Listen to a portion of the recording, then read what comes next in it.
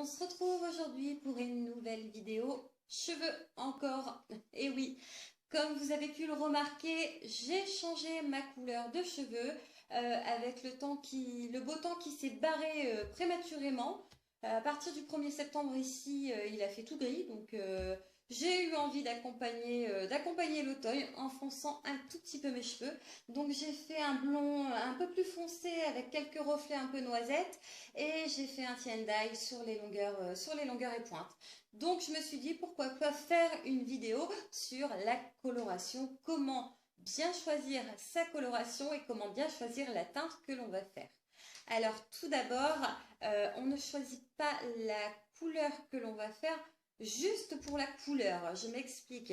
Admettons, vous aimez bien la couleur d'une personne, vous vous dites je vais faire exactement la même.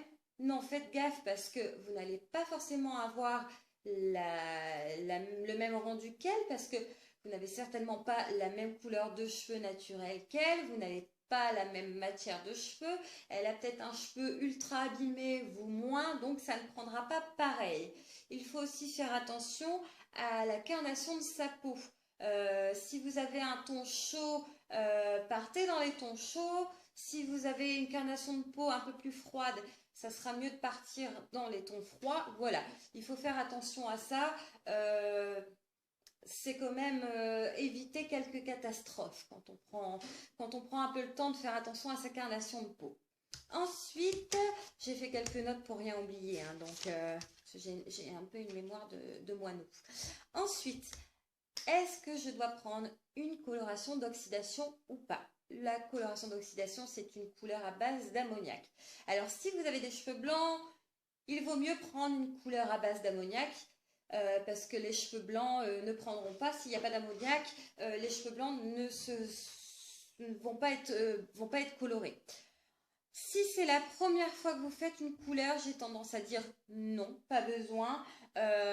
Vaut mieux y aller progressivement les premières fois. Soit vous faites un ton sur ton qui va durer de 6 à 8 shampoings, soit vous faites un petit balayage, quelques mèches dans votre chevelure. Pour commencer, je trouve ça suffisant. En plus, l'avantage du ton sur ton, c'est que vous n'allez pas avoir d'effet racine. Comme c'est une couleur qui s'estompe au fur et à mesure, vous n'aurez pas cet effet racine, donc vous ne serez pas obligé de refaire votre couleur toutes les 4 ou 5 semaines. Ensuite, comment entretenir sa couleur? Donc, évidemment, avec des shampoings spécifiques pour cheveux colorés. Donc, vous en avez dans toutes les marques. Par contre, je déconseille fortement tout ce qui est shampoing à base de silicone. Parce que le silicone, comme je l'ai expliqué dans ma vidéo précédente, il me semble, le silicone, c'est un peu un cache-misère.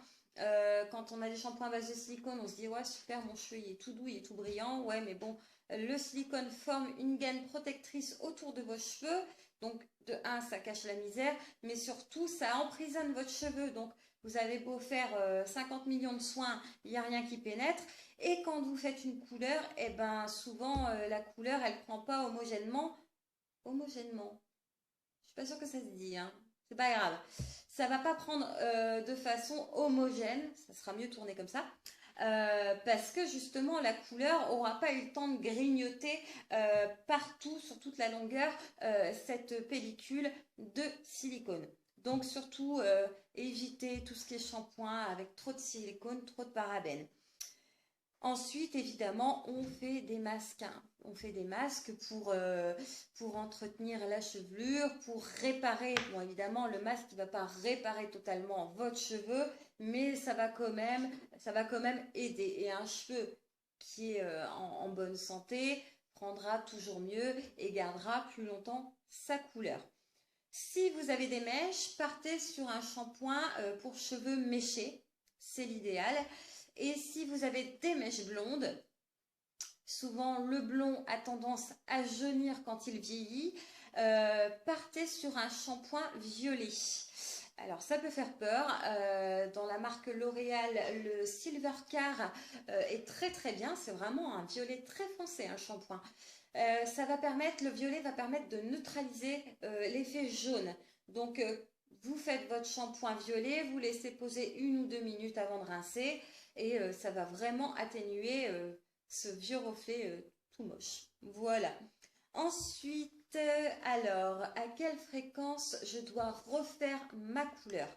Tout simplement en fonction de sa repousse. Alors, on est tous différents aussi, hein. Il y en a qui vont devoir refaire leur couleur tous les mois. Moi, perso, comme mes cheveux poussent de 2 mm par mois, je peux attendre 3 4 mois avant de refaire ma couleur. Donc, pas de bol. Mais voilà, ça dépend vraiment de tout à chacun. C'est en fonction de sa repousse. Alors, si votre cheveu pousse super vite, qu'au bout d'une semaine, 15 jours, vous avez déjà une belle racine, vous n'êtes pas forcément obligé de refaire votre couleur, mais vous pouvez juste au-dessus, hein, pas besoin de faire toute la chevelure sur quelques raies, vous tirez quelques mèches de la couleur que vous faites habituellement. Ça va permettre d'ajouter un petit relief, en plus c'est vraiment joli et ça va vous permettre de patienter un peu plus longtemps jusqu'à la prochaine coloration. Ensuite, c'est la première fois que vous voulez colorer vos cheveux, vers quoi se diriger? Personnellement, j'ai vraiment tendance à dire un balayage. C'est vraiment une alternative pas mal. Ça vous permet d'aller tout doux, hein. Ça vous permet aussi de vous habituer parce que bon, changer de couleur du jour au lendemain, c'est pas forcément facile de s'y habituer. Donc, ça vous permet d'y aller tout doux. Je trouve ça vraiment pas mal. Ou alors, comme je disais tout à l'heure, les colorations ton sur ton. Après, comment couvrir des cheveux blancs? Alors, petite parenthèse, les cheveux blancs, on n'en a pas que quand on est vieux. Il y a de très jeunes adultes qui ont pas mal de cheveux blancs. Donc voilà, parenthèse fermée. Comment colorer son cheveu blanc? Donc avec une coloration d'oxydation, mais par pitié, faites attention aux reflets. Tout ce qui est reflet cuivré, acajou, rouge, auburn, les noirs bleutés, faites super gaffe parce que le cheveu blanc, c'est un cheveu qui n'a pratiquement plus de mélanine. Et quand on va appliquer la couleur, donc on apporte un pigment artificiel, le cheveu blanc va prendre puissance 1000. Donc si vous avez une racine toute blanche, que vos longueurs et pointes sont châtains et que vous faites par exemple un acajou, sur longueur et pointe, vous allez avoir un joli châtain acajou. Par contre, en racine, vous allez avoir un orange bien foncé. Donc, ça va vous faire une barre de démarcation. Puis, ça fait franchement pas beau. Voilà, donc attention aux reflets trop intenses.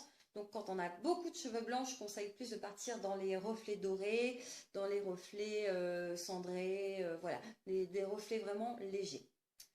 Ensuite, comment faire sa couleur soi-même à la maison? Donc moi, je vous conseille d'avoir un tout petit peu de matériel, c'est pas énorme, mais un pinceau, un bol et un peigne à queue, c'est pas mal. Alors, surtout, on évite les bols métalliques ou alors de mélanger la couleur avec une cuillère métallique parce que l'acier, ça oxyde la couleur. Donc, vous faites votre petit mélange dans votre bol, vous mélangez bien, qu'il n'y ait pas de grumeaux. Et on va appliquer la couleur mèche par mèche, raie par raie. Donc, l'idéal, c'est de diviser la chevelure en 4 parties. Donc, vous faites une séparation ici et une séparation d'oreille à oreille.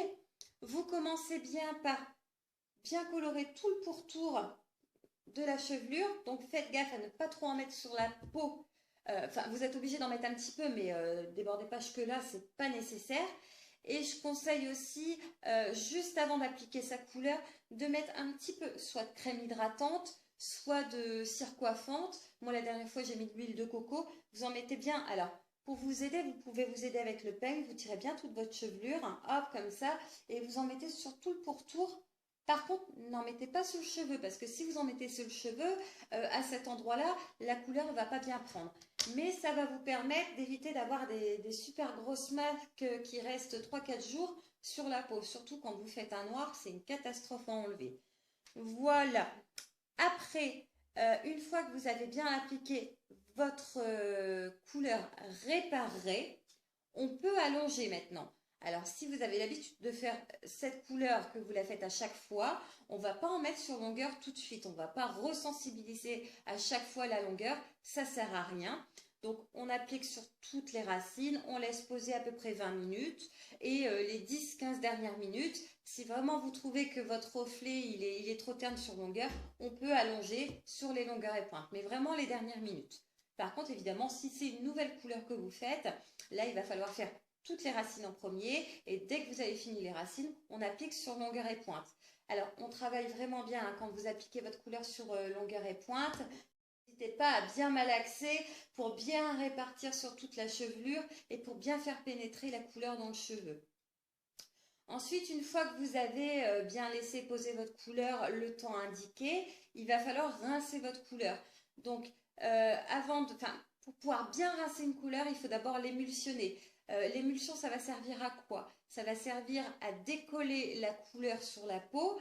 Ça va servir aussi à apporter de la brillance et à ce que la couleur tienne vraiment bien. Donc, comment on émulsionne? Vous passez un jet d'eau sur toute la chevelure, mais assez brièvement, et vous allez vraiment bien malaxer. Alors, vous pouvez vous aider du cheveu, hein, vous frottez bien le cheveu sur votre peau pour bien décoller la couleur sur la peau. Vous faites ça partout, vous faites ça pendant 3-4 minutes. Et après, vous rincez, vous faites votre shampoing et votre soin impérativement. Quand on colore ses cheveux, on fait un soin, un masque, hein, pas un démêlant, un masque après chaque coloration, après chaque mèche. Voilà. Ensuite, comment retrouver sa couleur naturelle? Vous en avez marre de colorer vos cheveux tous les mois, vous en avez marre de la couleur que vous avez sur vos cheveux, vous voulez retrouver votre couleur naturelle. Alors là, vraiment, le meilleur des conseils que je puisse vous donner, c'est d'aller voir votre coiffeur et de faire ça avec lui. Parce que c'est vraiment l'une des étapes les plus compliquées, parce que tout dépend ce que vous avez sur vos cheveux, tout dépend depuis combien de temps vous les martyrisez. Hein, si c'est comme moi, ça fait plus de 15 ans que je les martyrise, donc il y en a à enlever hein, sur les longueurs et pointes. Alors, pourquoi aller voir votre coiffeur? Parce que le coiffeur va devoir procéder à différentes étapes. Si vous avez une couleur foncée, artificielle, hein, je parle, et que votre teinte naturelle est légèrement plus claire, il va falloir gommer. Donc avec un effaceur, il va falloir gommer le surplus, la couleur charbonneuse sur le longueur et pointe. Alors, il y a des moments où il faut même procéder à 1, 2, voire 3 gommages. Hein. Tout dépend, le gommage c'est très aléatoire. En plus, le coiffeur, quand il fait son gommage, il est obligé de travailler pendant un moment sur chaque mèche pour vraiment bien décoller tous les pigments artificiels. Ensuite, une fois qu'il a fait les gommages et qu'il a le résultat à peu près voulu, il va pouvoir commencer à colorer le cheveu de la teinte qui se rapproche le plus de votre naturel. Il y a des moments où on est obligé par-dessus la couleur de rajouter un patinage parce qu'on n'a pas encore réussi à bien tout recouvrir. Donc c'est vraiment des étapes importantes à faire, assez compliquées et qui peuvent vraiment abîmer votre cheveu si vous ne le faites pas bien. Alors après, vous pouvez aussi aller progressivement faire des mèches de votre couleur naturelle pendant quelques mois. Ça peut prendre 6 mois avant de retrouver sa teinte à peu près naturelle. Mais c'est vrai que l'étape des mèches, ça peut permettre de moins abîmer le cheveu. Parce que quand on efface, quand on fait de l'effaceur, du gommage sur les cheveux, le cheveu il en prend plein la tronche. Hein. Donc bon, il faut aller doucement. Et par pitié, quand vous voulez retrouver votre couleur naturelle, ne décolorez pas votre cheveu. Il n'y a rien de pire. Il n'y a rien de pire. Vous allez fusiller votre cheveu. En plus, quand on décolore un cheveu qui est déjà coloré, la décoloration prend n'importe comment sur la longueur du cheveu. En racine, elle peut prendre super jaune. En longueur, elle va prendre un peu orange. Sur les pointes, elle peut prendre marronné. Donc, pour recolorer par-dessus un trio de couleurs comme ça, c'est franchement pas top. Hein. Donc voilà, l'idéal, c'est d'aller voir votre petit coiffeur et de lui demander de réparer tout ça. Donc voilà, j'espère que cette vidéo aura pu vous aider. N'hésitez pas, comme d'habitude, à me dire quel genre de vidéo vous voudriez. Je la ferai avec grand plaisir. Vous pouvez me retrouver sur Instagram. N'hésitez pas à vous abonner, ça m'encouragera à faire d'autres vidéos. L'abonnement est totalement gratuit, comme toutes les chaînes YouTube. Et si vous avez aimé la vidéo, n'hésitez pas à mettre un petit pouce bleu. Voilà, bisous bisous. N'hésite pas à aller voir ma précédente vidéo, comment avoir un cheveu sain et en bonne santé.